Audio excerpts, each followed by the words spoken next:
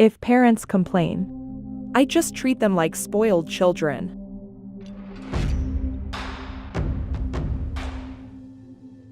If you like true revenge stories, you found the best place for your vengeful needs. I create them with fleeky visuals, dipped in artificial love. Businesses thrive when employees have their hearts in the right place. But when bad people come in with bad intentions, true stories like these can unfold. We start off with a tragedy-struck family business, who gets help from a swindler, and forces a school teacher to become chairman of a huge company, just for the sake of revenge. Next, a dishonorable boss profits from scamming a loyal employee, who knows about the company's secrets. Lastly, which boss insults kids and employees, to the point she has to pay for everyone's vacation. Invite the like button for a Halloween party, but be sure to give it the wrong address. Naturally, viewer discretion is advised. These revenge acts might be disturbing to bad managers. When I was a tiny kid, my father was my best friend. He worked multiple jobs to support my family, all while powering his way through law school. He even built a couple of small businesses from the ground up with a couple of his friends. All while doing this, he managed to be the best dad ever, spending as much time as he could with my mother, myself and my baby siblings. One day, we found out that he had stage 4 stomach cancer, the kind that you don't recover from. My mother and I stayed by his side all the way, till it was all over. The last memory I have of my father was when he was completely immobile, practically a vegetable at this point, with tubes going in and out of his body and me just praying that he'd still be able to remember who I was. All the guy could do was smile at me, just to let me know he still recognized his son, even if the doctors told us most of his memories would be gone. Eventually, he fell into a coma for some days before waking up to say goodbye to my mother, who was by his side when he passed. She was a housewife, so we really didn't have much to go on after his death. Enter my grandfather. He was one of those self-centered boomer types who makes everything about himself. After my father died, he'd use the newspaper obituary to boast about his past son's grades and achievements, which I realized seemed to be the only thing my dad was to him. Just in case you were wondering, yes, we are Asian. My mother was grieving and trying to find a way to make ends meet, and my grandfather graciously offered to help her control my father's 2 businesses, to help support us. My mother agreed, because she didn't have any experience. While we grew up, the 2 businesses didn't provide much for us, likely because my father was one of the big reasons they were thriving. Mom was in and out of multiple jobs just to keep us floating. My grandfather offered to help put me and my siblings through school. I managed to score some scholarships with some good schools growing up, so thankfully he didn't have to do as much for me, but we were really glad that he helped out with my siblings. After I made it out of school, I found out that my family was broke and my 2 siblings were still making their way through medical school.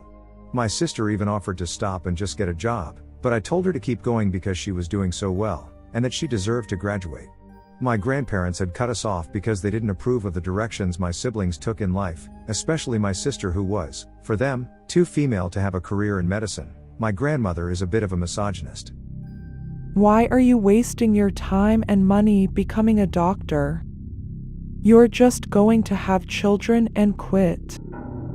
I was working as a high school teacher when I was contacted by one of my dad's old business partners for one of his companies.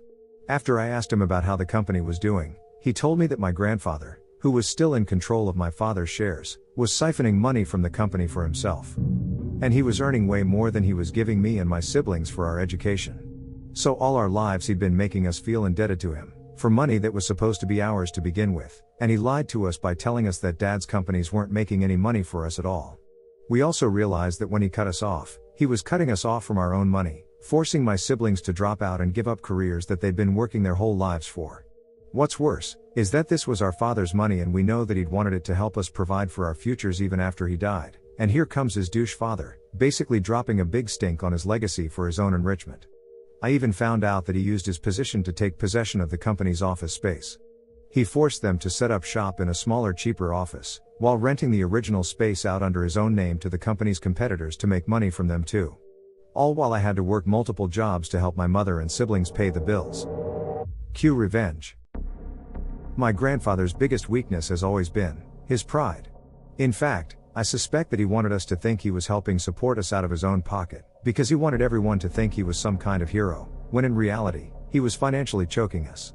I recognized that no matter what my grandfather said, my siblings, my mother and I, were legally the owners of my father's company shares.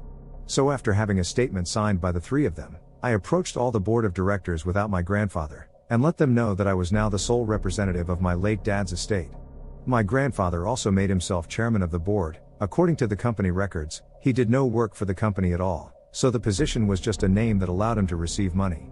So I convinced them that since he was only chairman as representative of my father's estate, that made me the chairman, I did not intend to keep the position because I did not have the experience. Then I contacted other members of my extended family about my grandfather's unethical practices with the company's office space. He was eventually pressured by them into evicting the company's main competitor from their office space.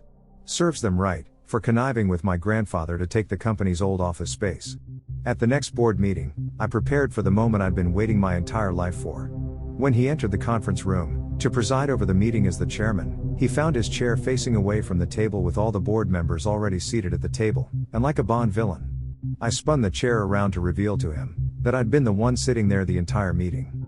I told him that the company and my family no longer needed him, and that I'd be taking control over representation of my father's estate. Do you know that I'm the one who put him and his siblings through school? He said in shock. I only went, no. Dad did.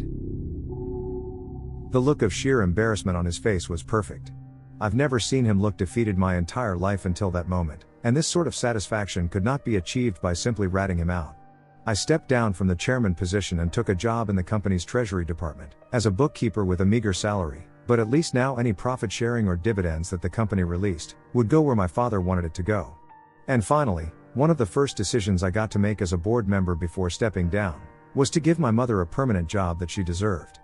My grandfather is now jobless. He spends all his time at home, and because he spent his life being selfish and self-centered, he has no friends. All he had going for him was being able to power trip over other people, and boasting about his assets and achievements. Even my grandmother has had it with him, and the two don't even sleep in the same room anymore. I hope he lives the rest of his short life regretting that he didn't live his life with more compassion and humility. Update on this story. Apparently my sister saw this post and just informed me that he's kinda miserable now, because his wife is angry at him. Because he siphoned what's left of their money to an extramarital sugar baby he had, in probably another attempt at getting someone to affirm and glorify him. I guess he hasn't learned. Did your grandfather try to apologize, or acknowledge his wrongdoings? Is he trying to worm his way back? What's the relationship like now? OP. No. He still thinks he's my family's hero. I've been mildly successful as a board member, and so far, I think my partners like me enough. But we all know I've got a lot to learn, so they're helping by teaching and training me as much as they can. Most of them are my dad's friends and knew me as a kid. From time to time, Granddad comes to our house to tell us that the company wouldn't still be standing without him, and that I owe all our success to him. Nobody at work will corroborate this. They won't even give him his retirement pay when he asked for it, because he can't prove he did an ounce of work. Our last interaction was him gloating to my mother's mom over how he walked more laps around the neighborhood than she did, and is therefore more hardworking and productive than she is. He is not. My maternal grandmother is a busy woman and amazing. So, no, he is still in douchebag. And he might be too old to learn to be otherwise.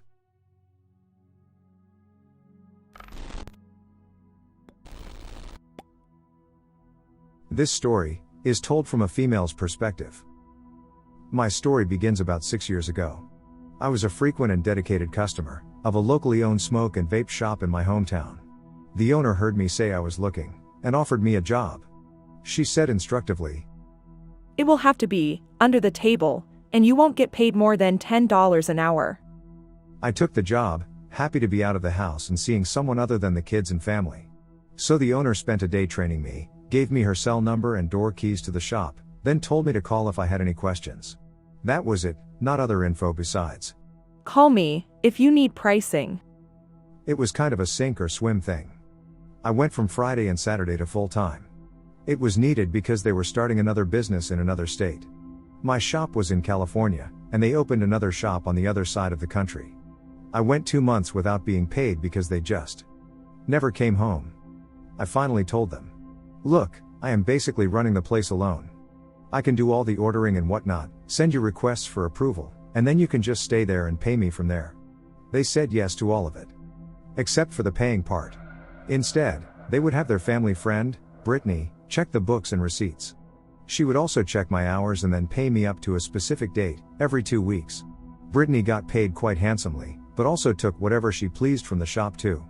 I took note of everything she took, how long she was there, and sent all of it to the owner, Lisa.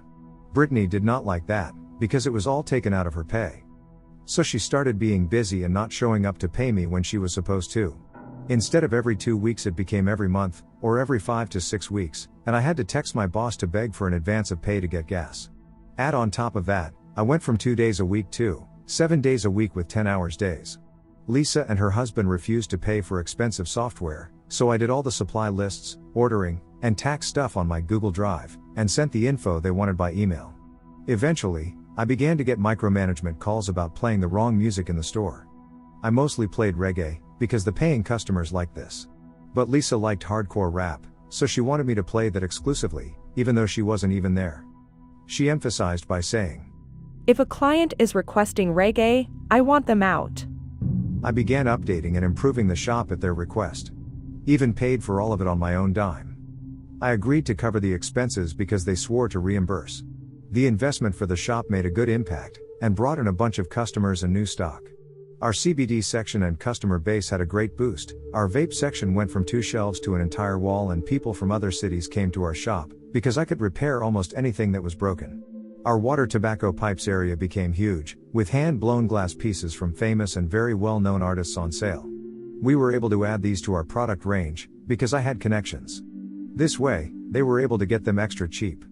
They were being sold with a price that was boosted 400%. Basically, I took a small town, rinky-dink vape and smoke shop and make it hugely successful, very profitable, and well known across the state. All this time, I was told I would be getting a percentage of the profits and that I was family, and they always treat family well. But profit sharing would be done at Christmas. Christmas comes and I am told, Our other business is doing bad. Can we pay your share in profit in 6 months? I agreed. Looking back, I know I was an idiot. COVID happened, but we kept our heads above water. We should have closed or at least cut the hours, like our competitors. But we were listed as a necessary business, because of the food and snacks business license, even though we didn't sell it. So we stayed open. And business was booming and pulling in cash like never before. Brittany was still coming sporadically, and I was working my butt off. I tolerated it, since I loved the shop, and my customers. But as I was massively overworked, I eventually paid for it. I was admitted into the hospital for 2 weeks for exhaustion, and have a heart condition that the exhaustion made worse. The whole time I was in there, my boss kept calling and making me prove I was in the hospital. I had calls constantly from Brittany, who took over my shifts. Lisa was pissed as hell I was in the hospital, and not in her shop.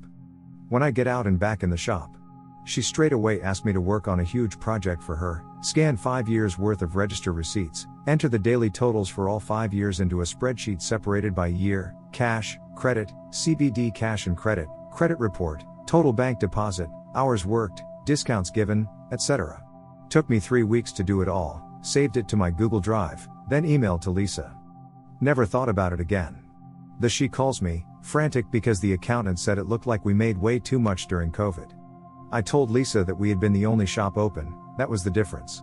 She demanded I resend the spreadsheets, but only the part for that year, 2020. I do.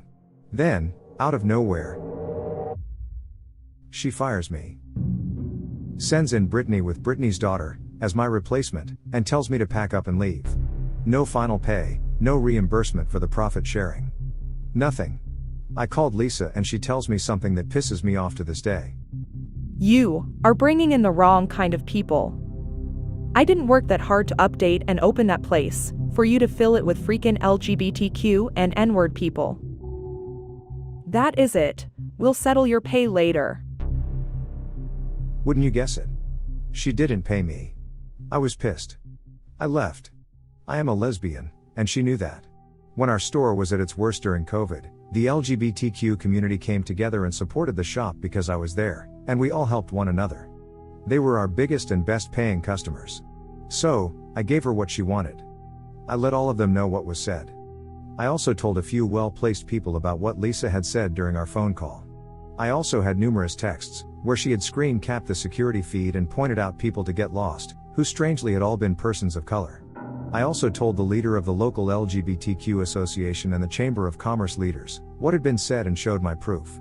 As they were former customers of mine, they were appalled and spread it far and wide, utterly destroying their customer base. A month after firing me, she called, apologizing for the firing and making up excuses for not paying me, then revealing why she called me up with sweet words. Where did you save that spreadsheet? Do you still have it? I told her that it was all on my Google Drive. She said, I need that file. Can you send it to the accountant? If you do, I will make sure we'll settle up. Make sure you don't send the one from 2020. We already have that one. So, after making my life miserable for years, putting me in the hospital, and then firing me, just to pay Brittany's daughter $5 an hour more? Yes, I'm for real. And yeah, I am taking my revenge. She gave me the number of her accountant, so that I could make sure the info got to her. I called Miss Accountant and asked her, can you send me what you do have? I don't want you to have to go through duplicate documents if you don't have to. See, I knew that Lisa had been creatively tweaking numbers and figures, so that her other business, medical marijuana, could funnel through the store and be seen as legit. See, if you sell this stuff medically, you couldn't really put it into a normal bank because if the feds wanted to, they could seize it, because it is still federally illegal, and banks are under federal rules. You had to prove where the money came from, which could take years. There are banks that deal solely with people in the marijuana business, but even the cheapest account at the cheapest institution had a $1,000 a month flat fee. This was back in 2020 though, maybe it's different now. My boss was not one to pay money like that just for a bank account, so she was laundering it through the store. Her accountant thought the numbers were suspicious, but had no proof. Until now. I was sent all the spreadsheets that Lisa had sent her, and wow. Was she in trouble? She was claiming that our little store was making over $10,000 a day, which is way more than we really were making, and it all started happening in, you guessed it, 2020. So I, accidentally, sent her the real spreadsheets for 2020, with all the scanned receipts and the credit report scans and the bank deposit scans. All the info needed, to really blast Lisa into the stratosphere. The accountant called and asked me, Are these all real? Are you sure these are the right figures? I said, yep. All she needed to do was click on the day, and it hyperlinked you to all that day's info, register receipt for the day, the square breakdown for the CBD sold that day, and the bank deposit and credit report receipts. I told her that these were the fully updated and accurate info for that year. I remember the accountant sounded stunned. She disliked my boss as much as I did for her lies, late payments, and utter contempt she treated her with. I emailed Lisa and told her all the info was sent, and that I was waiting for the payment, as she promised. Surprise, surprise, she blocked me and no payment went through. As I was paid under the table, it was she said, she and her husband and her best friend and her new worker said. So it was the least I could do to take her and her lying ass down. I also looked up the IRS tips email, and sent them copies of the real and altered files along with a copy of their business licenses. They would ask me to text them copies of them and their tobacco license. And then also called code enforcement, and let them know that their fire alarm system didn't work, that they had no emergency exit, and their extinguisher hasn't been serviced in 4 years, they just sent a willing friend to fake paperwork. I turned them into the FDA website for selling to underage customers. The new cashier was selling to underage all the time, and then sent in an anonymous tip, that they were selling carts and wax they had made at their new business on the East Coast, and were selling out of the shop. The fallout was glorious. They were shut down by code enforcement and the fire department, for having black mold on the walls, due to leaks they refused to fix, exposed wiring, no up-to-date servicing on the fire alarm system, and the fire extinguisher was inoperable. They were caught by the FDA and had to pay some pricey fines for 3 different underage sales, and had their tobacco license pulled. Right now, the IRS is doing a complete audit of the last 10 years of the store's taxes, and they shut the store's doors for good about 2 months ago. The bad part? I never got to hear what happened to their East Coast medical business. Oh well. Them's the breaks, I guess.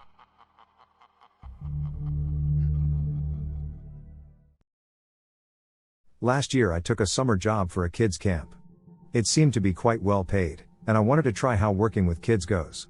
The hiring process was a little odd. As for the interview, I was called unexpectedly and that woman, which was later my boss, spoke on the phone for about 2.5 hours and asked some really weird personal questions. For example, she asked, You aren't a covidiot, aren't you? Remember that, it will be a factor in the story. Anyway, I needed the money and it was the only callback I had gotten so far, so I took it. She then made us all come in 2 times before starting the job, so that she can explain it to us.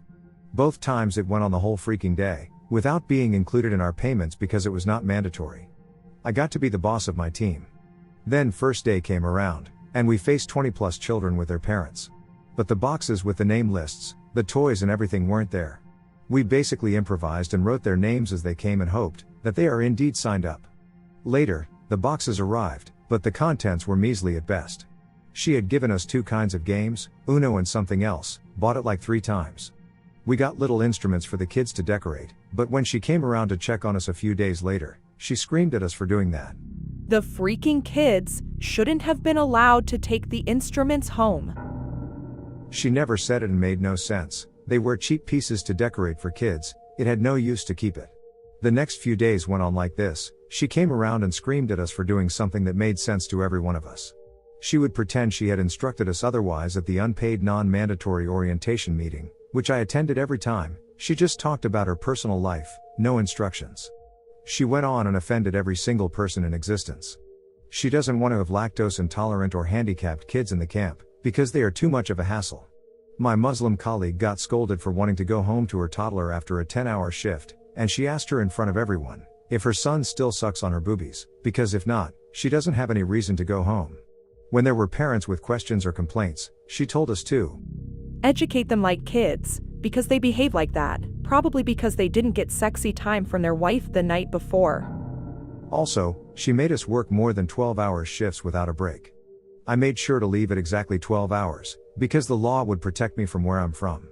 But 2 events stood out, when she went after the kids. On the first occasion, you have to remember that this woman has an unhealthy obsession with the virus that struck the world. She not only changed the rules of everything anytime it fit her narrative, with us, she also did that with the parents, which led to misunderstandings. Every single day. So she asks the children, aged 4 to 10, which one had done an antigen test and who had a PCR test. Of course the children didn't know what that is, and a little 5-year-old girl raised her hand for the false one. When my boss which noticed that, she gave this poor girl the scolding of her life and told her that she is dumb as a rock for not knowing the difference. Pretty sure this girl had drool in her face from the boss. I was so in shock, I probably should have slapped her for that, but I didn't. The girl tried hard not to cry and didn't come back the days after. The second incident was even more disturbing. A 4-year-old boy hit his head at the playground when they all were outside. I was back in the office when my colleagues came running. I called the boss while my colleague called the ambulance. When I told her that and how my colleague was already on the phone with the ambulance, she scolded me. But not because that boy got hurt, no. Because we called the ambulance. In her world, it wasn't that bad and the father shouldn't find out, as if he was blind and wouldn't have seen the open wound anyway. The ambulance came, told us it was completely fine, even mandatory to call them in this case as an institution, and the boy suffered no further injury. He is fine now, thankfully. But I was furious. I was completely freaking out of anger. I had only worked there for 9 days, and the kids as well as us had been mistreated enough. Instead of going after my impulse to call her back and tell her off, I calmed myself down. The next day, I didn't go to work but to the doctor. I explained her that my boss abuses me, but I can't terminate the contract early. So to keep me from snapping, she put me on a sick leave without end date. My boss was not amused when I sent her that doctor's notice, but I ignored her calls. I then proceeded to talk with my teammates and encouraged them to get sick leave, and told them exactly what they can do and say to get that. They even tried to get rid of my Muslim coworker illegally. I explained to the coworker that their paperwork is not legal and she should ignore it and also go on sick leave. So in about a 2-week frame, my boss had to replace all 6 people, including me. And I took all records home too, so she couldn't just pass them on, also changed the password to my email account and did everything to complicate her job and piss her off. The story doesn't end here. As I found out, the word spread like a wildfire, and because she was such a piece of crap to everyone at every location, 1 month after the start, she lost more than half of her staff. Some of them still had to be paid sick leave. Apparently, she called some of them and begged them to come back.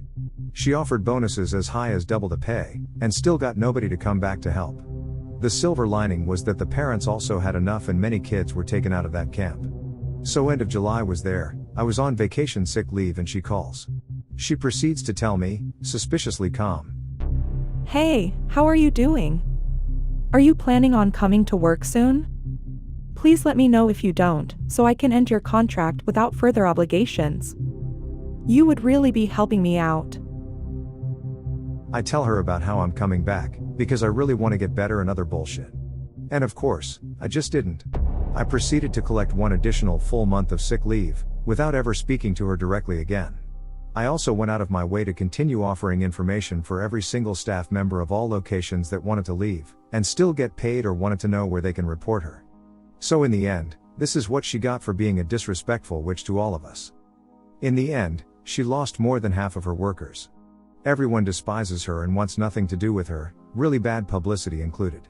She had to pay me the full 2 months, my vacation time out and money, which is quite expensive for them, as I didn't take it, because I was so sick. Also paid my overtime and the mandatory bonus you get for doing extra hours. All this multiplied by 6 at least, I got around €6,000 for 9 days of work. Her entire enterprise went downhill. Of course I also had to get my money through legal support, so that came onto her too. I can't explain how much detail I put in the legal planning, so to get all the people paid out as much as possible, without any chance of legal repercussions ever. My ass is safer than safe. She will not ever be able to retaliate on what I did there because I stayed within legal boundaries. I studied law for a while and got everything double-checked by professionals. She tried to harass me, I blocked her. But I heard she read my personal information to the other colleagues who stayed there, and called me all possible bad names. So if she should ever even try to sue me or blackmail me, I have evidence and witnesses for trying to dox me, insulting me and various other things. Honestly, after writing this all down for you, I'm kind of proud, but also surprised at how nicely it all worked out. I didn't see any listings for that project this year, so hopefully it went downhill and I hope she went back to hell where she came from, unemployed. You can just go to the doctor as a completely healthy individual and ask them to give you indefinite sick leave? Why does everyone not do this at every job? I have diagnosed depression and an understanding doctor. My therapist wrote for me that I'm unable to work, so my doctor had information to back my case up. I live in a country with good protection for the workforce and sick leave is possible at any time with full payment. In our case, every one of us had fixed term contracts, which means that both parties can't quit before the end date. So, even if you are on sick leave, they can't fire you. In any other normal contract I would have been fired at least 2 weeks in. That is a little more insight on why this works so well. I just used this specific constellation of things to work for us, in the best way possible.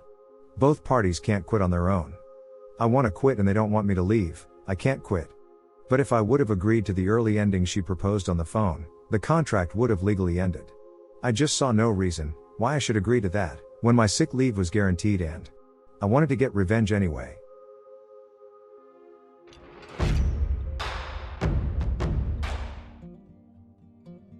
Thank you for enjoying this episode. As you might have noticed, I was not able to upload for some time. I was unable due to personal issues, but I'm back and ready to do what I love, and create. Tell me if you're back on track with me in the comments section, I really like to hear from you. Also, share your experiences surrounding the topic of this episode. Show your vengeful devotion by tickling the like button without mercy. And I'll be seeing you in the next one.